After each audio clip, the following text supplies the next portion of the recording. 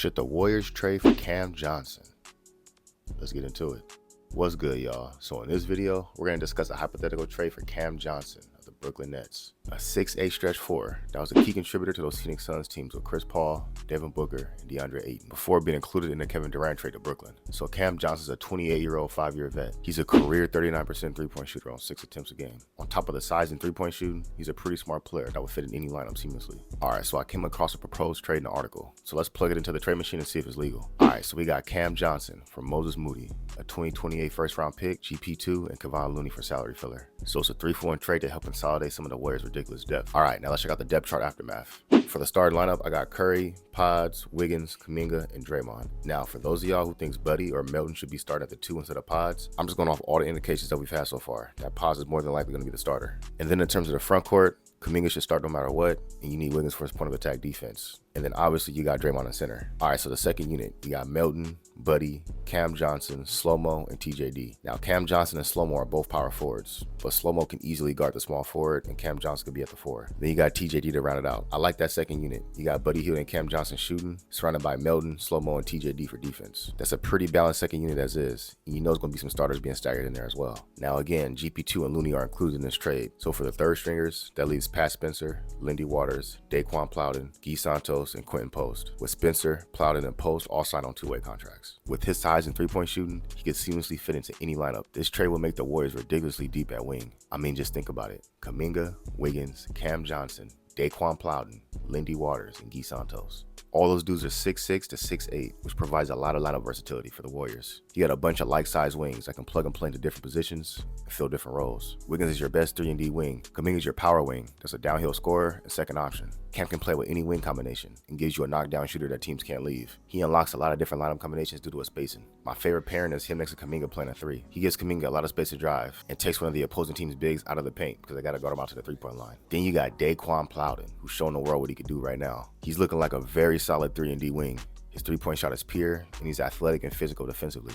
I know it's just summer league, but if he continues to play like this, he's gonna find his way in a rotation sooner or later. And then you got Guy Santos and Lindy Waters at the back end of your roster. Both dudes can shoot, both dudes are gonna compete. You could do a lot worse with your 13th and 14th man. Another benefit of this trade, with Cam Johnson, you're replacing a lot of that shooting you lost with Klay Thompson. Obviously, Cam Johnson's not as good of a shooter as Klay Thompson, but when you consider you already picked up Buddy Hield, and you add Cam Johnson on top of that, that's a pretty solid way of bouncing back in terms of replacing his 3-point shooting. Buddy Hield has legit been one of the best shooters in the NBA for the past 10 years. And Cam Johnson's a career 39% shooter, who's been on finals level teams as a key contributor, mainly due to his 3-point shooting. But yeah, man, as you can see from the depth chart, even though it's a 3-for-1 constellation trade and the Warriors are sending out 3 players, they're still insanely deep, thanks in large part to the Warriors having these bargain players on 2-way contracts. I mean, Daquan Plowden on a 2-way is kind of crazy. Everything he provides is an athletic wing that can shoot and play D. Having him on a 2-way contract, not even taking up a roster spot, is insane. And then you got the Warriors' second-round pick, Quentin Post, who's a 7-foot sniper who provides size and much-needed 3-point shooting. And with Looney going out in this trade, having Quentin Post there to step in while not taking up a roster spot is pretty good. I know he hasn't played an NBA game yet, but he looked pretty solid in the Summer League debut coming off an injury and on a minutes restriction. He's a legit 7-footer that might be one of the best shooters on the team. And he's already 24 years old, so he's not this raw young player. He's ready to play right now. And with Looney out, there's definitely minutes to be had. Just Cam Johnson's ability as a floor spacer makes this team a lot more formidable. Offensively, he's basically a souped-up Otto Porter. Now, he's not going to give you the rebounding that Otto Porter gave you, but the offensive upgrade makes up for it. All right, so those are some of the pros of making this trade, but let's talk about some cons. Number 1, and probably the biggest problem, you still wouldn't have a second option. Cam Johnson's a nice piece to have, but he's a role player. By no means is he single-handedly changing the trajectory of this team. He's at his best getting set up and playing off of other players. He was extremely effective in Phoenix because he was playing off of Devin Booker and Chris Paul set him up. This hypothetical roster will still lack high-end shot creation.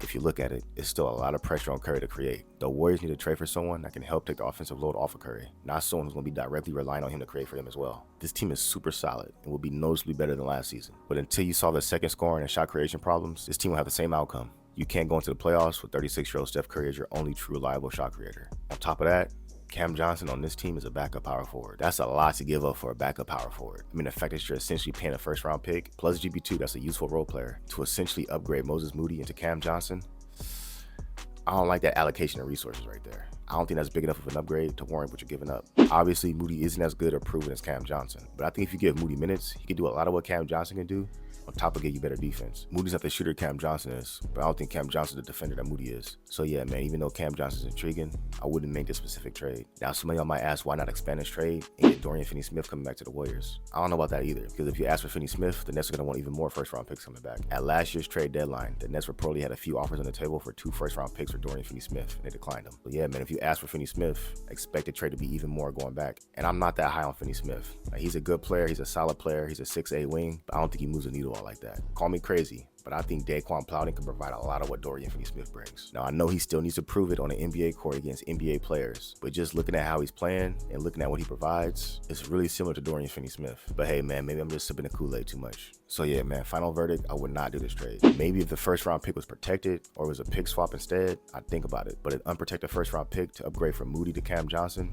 I'm not doing that. I think if you make this trade for Cam Johnson, that's pretty much your big move for the season. GP2 and Looney are your salary filler for trades, plus a first-round pick that depletes your asset pool, leaving you with very little ammo to get a second option for Steph, which makes this trade not worth it in my opinion. All right, so there's one more topic I wanted to touch on. Andrew Wiggins. Can he bounce back? As we all know, Wiggins had a rough season. He came into this season out of shape and still recovering from that rib injury he sustained against the Lakers in that playoff series. From what I've heard, him rehabbing that injury basically cost him his entire offseason. He couldn't train heavy at all, which obviously meant he came into camp out of shape and unprepared. He basically had to use the first part of the season to rebuild his stamina because he was nowhere near game shape to start the season. But now that we're more than a year removed from that injury, I think Andrew Wiggins is gonna have a bounce back season. He's still only 29 years old, so he theoretically should be in his physical prime right now. And after a rough season last year, I'd like to think Wiggins has a little bit of pride as a player and wants to come back and prove the haters wrong. Another thing that's motivation enough to improve. The Warriors have had Wiggins in trade discussions all season and off season. So the Warriors are obviously very willing to trade him if they need to. Wiggins will have no say in where he goes, so he can very well be sent to a less than ideal situation. So if I'm Wiggins, I'm trying to take my name out of the trade discussions. And the best way to do that is to play better. Warriors GM Mike Dunleavy and Warriors owner Joe Lacob have both publicly said that they want Wiggins to play better, and they expect him to play better. So the pressure's on for Wiggins. At least with the Warriors, I mean, you're living in the Bay, you're living in Cali, he loves the team, he loves the culture, he loves playing with Steph. You won a championship here. Your family's already set up here and established. This is a great place to be. If I'm him, I'm not trying to get traded. If Wiggins goes in the next season and he's still not playing better, I think the Warriors can and will trade him. And I think Wiggins is aware of that. So that's why I think he's going to play better. But anyways, man, that's all I got for y'all. If I entertained you or you learned something new,